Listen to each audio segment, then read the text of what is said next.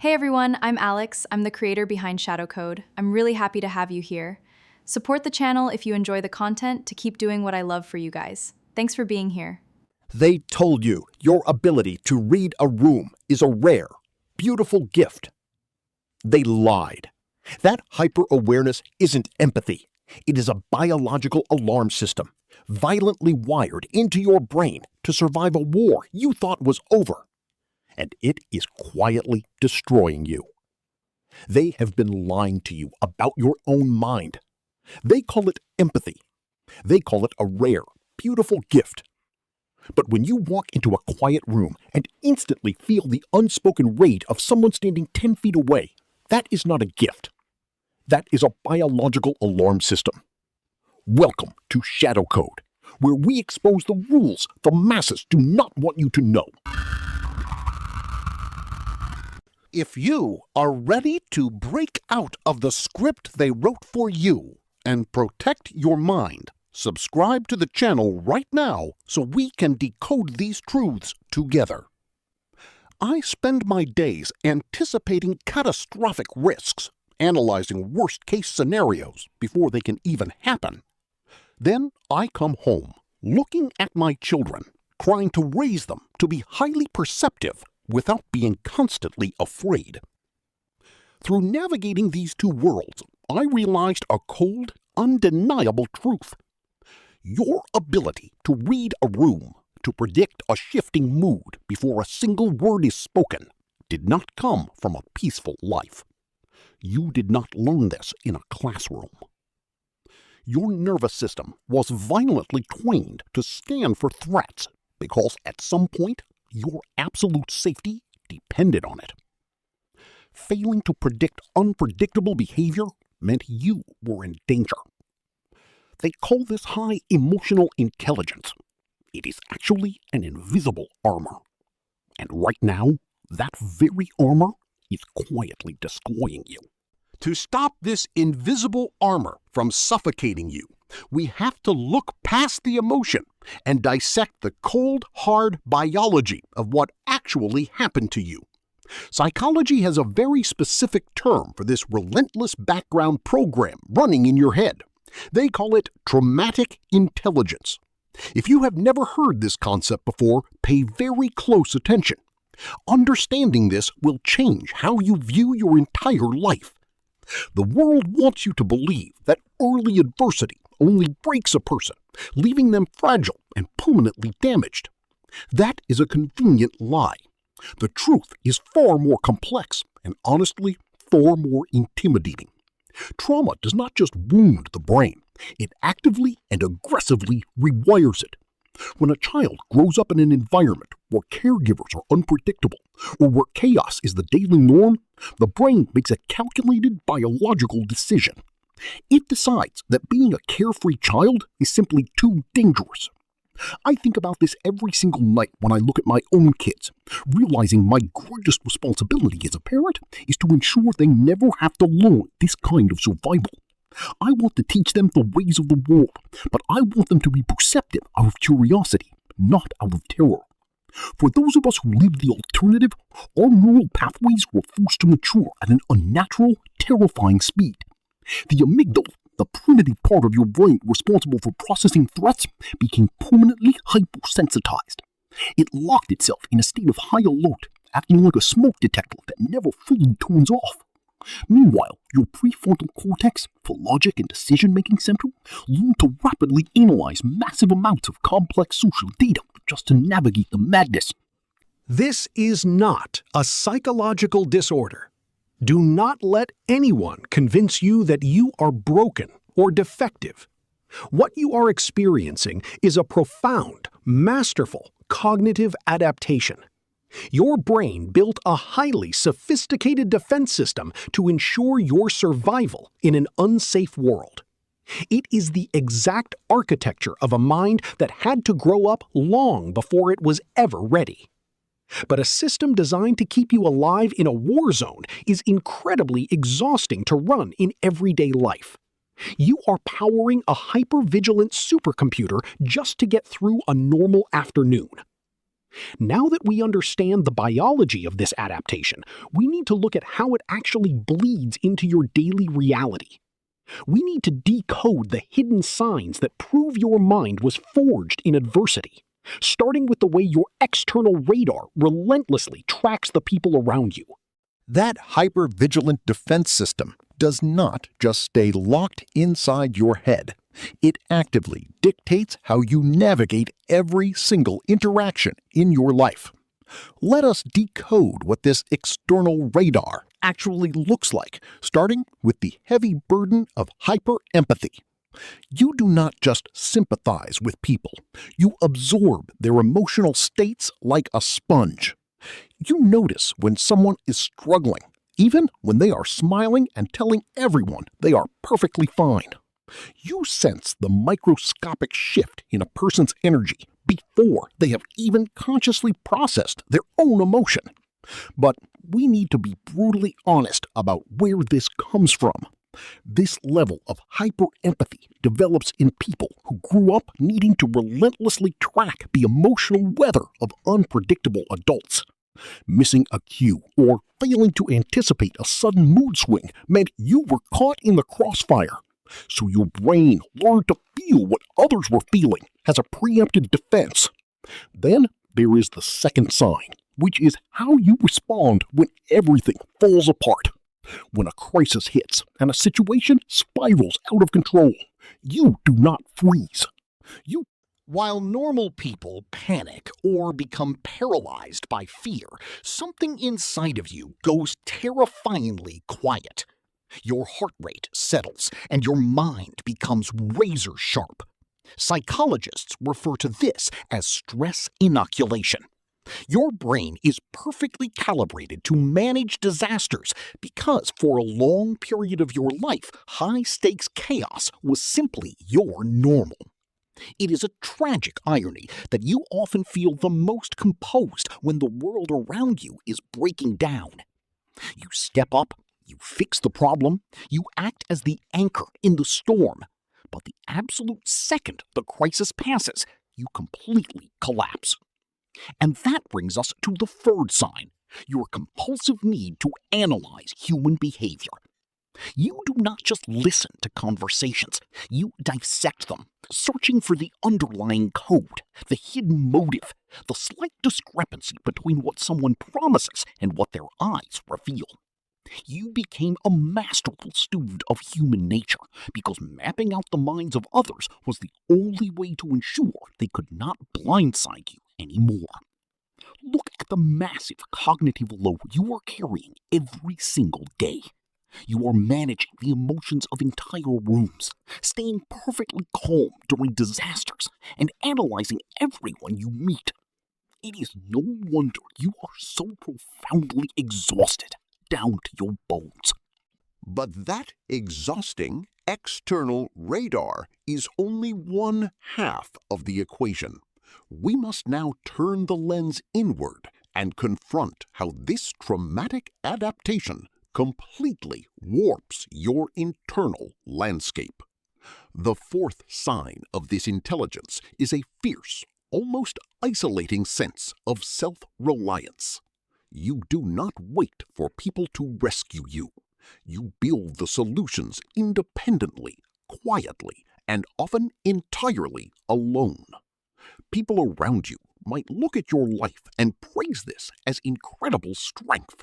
They admire how you always seem to have everything perfectly under control, how you never crack under pressure, and how you never seem to need anyone's help. But you and I know the darker, heavier truth behind that capable exterior. When your childhood environment was not reliably supportive, your developing brain learned to internalize all resourcefulness. It calculated a cold, hard biological fact. Depending on others was simply too risky. The people who were supposed to protect you or guide you often failed to do so. So absolute, unbreakable competence became your default survival mechanism. You refuse to ask for help today because deep down in your subconscious, a part of you still believes that if you do not handle the situation yourself, everything around you will inevitably collapse. This solitary weight feeds directly into the fifth sign, a mechanism psychologists refer to as adaptive skepticism. You have a remarkably complex, heavily guarded relationship with trust. Some people might call you cynical, pessimistic, or closed off, but they are entirely missing the biological point. Your threshold for trust is significantly higher than average because your brain learned very early on that not all signals of safety are genuine. You built thick, heavy filters to protect yourself from being blindsided, betrayed, or caught off guard ever again. But here is the beautiful paradox of this specific skepticism. While those filters can sometimes leave you feeling deeply isolated in a crowded room, they also mean that when you finally do let someone in, the connection you form is profound, fiercely honest, and unusually resilient. You love with an intense, protective loyalty because you know exactly how much it costs to give someone your unshielded trust. This brings us to the sixth sign, which is the sheer overwhelming intensity of your emotional depth. You feel things at a frequency that the masses do not even have access to. A certain piece of music hits you differently, resonating somewhere deep in your bones and unlocking memories you thought you had buried. Witnessing an act of injustice, even a minor one that has absolutely nothing to do with you, bothers you on a visceral, almost physical level. A simple, unexpected, kind, good gesture from a stranger can genuinely move you to tears. Because your amygdala was highly sensitized for repeated emotional activation in your past, you do not just casually observe the world around you. You observe it. You feel the heavy weight of its joy and its sorrow in every single fiber of your being. And because your nervous system is constantly processing this massive emotional weight, we arrive at the seventh, and perhaps most painful sign of all. You carry a deep, underlying fear of rest. Slowing down actually feels deeply uncomfortable to you, almost to the point of feeling physically unsafe. I know this quiet struggle intimately, and it is the absolute hardest thing to admit. I spend my days evaluating complex financial models and managing operational risks, anticipating catastrophic failures with a perfectly steady pulse. But if I try to just sit still on a quiet weekend afternoon, wanting nothing more than to relax and watch my children play in the yard, my heart starts racing. When things get quiet, my mind aggressively searches for the next problem to solve, the next threat to neutralize. Your nervous system is conditioned to believe that stillness is a trap. The tragic irony of your traumatic intelligence is that it makes you absolutely brilliant at surviving a war, but it makes it terrifyingly difficult to simply exist in peace. Because existing in peace feels so incredibly foreign to our nervous systems, we have to pause and confront the brutal reality of what this intelligence actually cost us. I want to be very clear about this because society often gets this dangerously wrong. We should never, under any circumstances, romanticize the trauma that built this complex architecture in our minds. The sharpness you possess is undeniably powerful, but the price you paid for it was real, and it was entirely unfair. Your hyper-awareness was forged in deep emotional pain, in moments where you felt small, vulnerable, and completely unprotected by the people who were supposed to keep you safe. We cannot celebrate the perceptiveness without acknowledging the heartbreaking difficulty that forced it into existence. However, psychology also offers us a profound, almost beautiful lens to view what happens after the storm. Researchers Richard Tedeschi and Lawrence Calhoun spent years studying a concept known as post-traumatic growth. They found that a significant portion of individuals who navigate severe early adversity do not just survive their past, they emerge with a fierce, unshakable sense of meaning. You do not move through life casually anymore. You have looked closely at the darkest, most unpredictable parts of human behavior. You have felt the heavy weight of your own suffering, and something deep inside your soul has stubbornly refused to let it all be meaningless. You gained a profound philosophical clarity about what actually matters in this life, acquiring a deep, hard-earned wisdom decades before your peers even began to ask the right questions. This brings me to the absolute hardest part of this journey, especially for those of us trying to raise and guide the next generation. When I look at my children, my heart aches with a very specific, complicated dilemma that keeps me awake at night. I desperately want them to be resilient, to understand people deeply, and to be incredibly perceptive about the world they live in. But I want them to develop those traits because they are naturally curious and unconditionally loved, never because they are terrified of the adults in their home. I refuse to let them inherit the heavy, invisible armor that I still have to wear.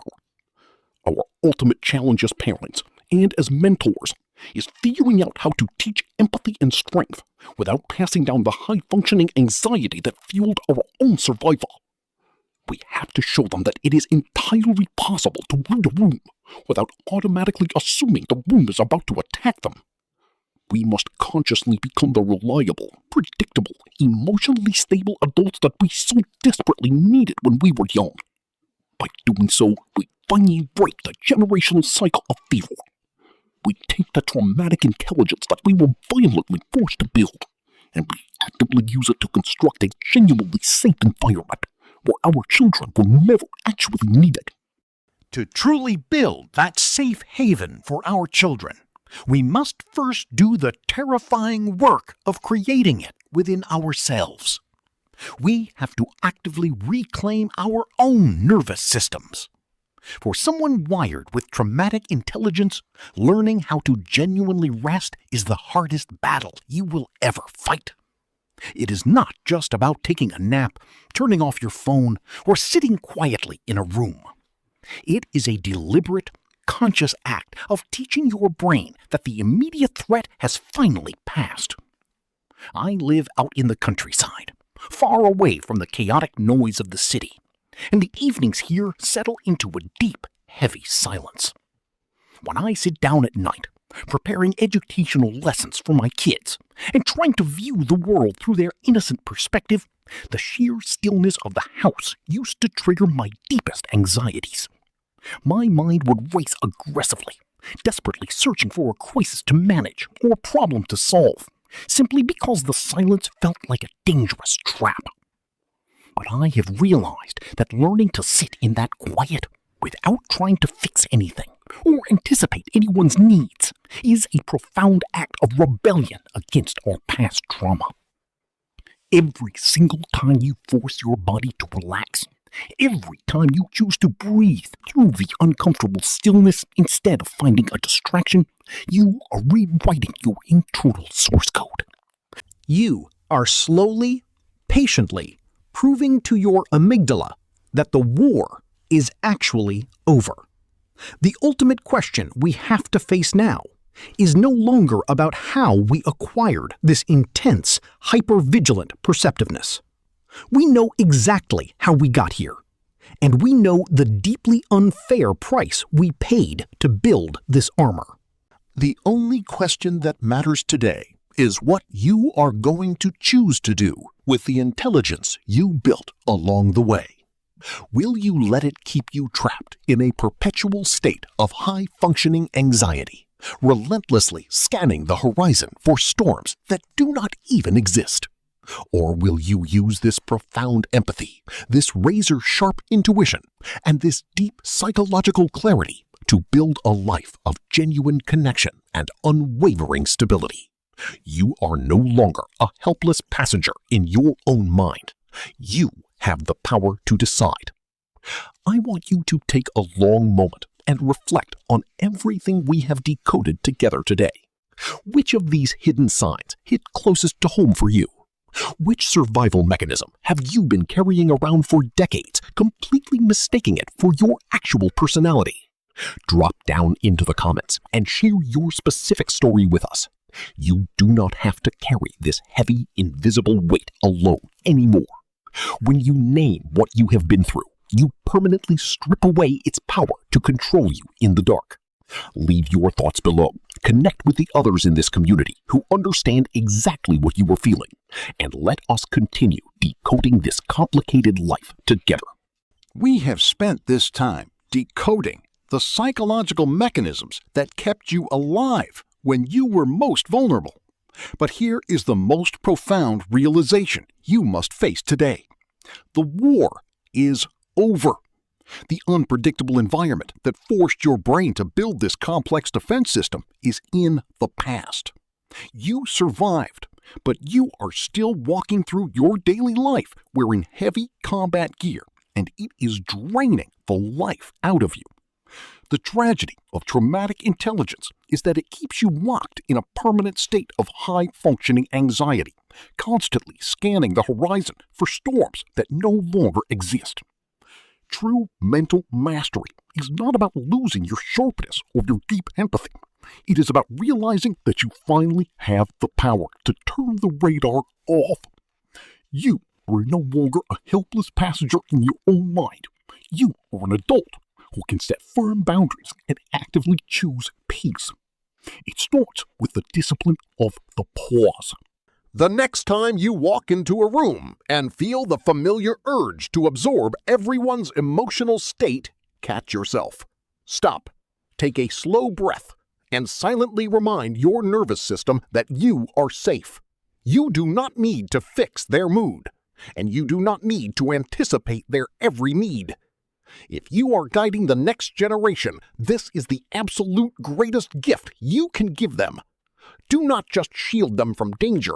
Show them what a genuinely relaxed, unguarded nervous system actually looks like, so they learn the world is a place to be explored, not a battlefield to be analyzed. I want to ask you a very simple question, and I would love for you to politely share your perspective in the comments so our community can learn from each other's experiences. What is one small, specific thing you can do today to let your mind truly rest and prove to your nervous system that you are safe?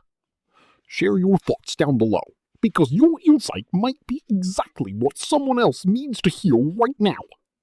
If you found value in this journey and want to support the channel, please hit the subscribe button so we have the drive to keep bringing you these deep, unscripted truths. Unlock the thought. Decode your life.